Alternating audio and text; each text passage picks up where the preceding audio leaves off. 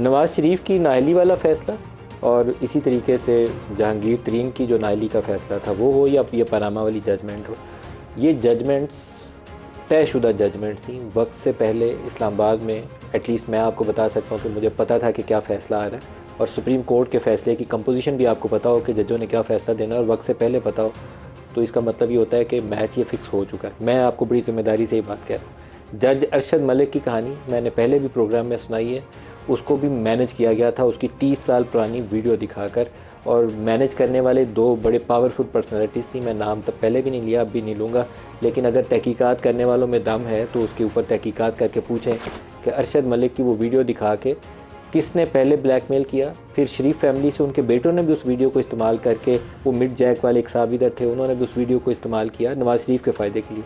लेकिन इन दोनों ब्लैकमेलिंग के दरमियान में जो तगड़ी पार्टी थी ना, जिसके पास वीडियो मौजूद थी, उसने अपने फ़ायदे के लिए उसको इस्तेमाल किया। वो दुनिया में नहीं, अल्लाह उसकी मग़फ़िरत करे उसकी।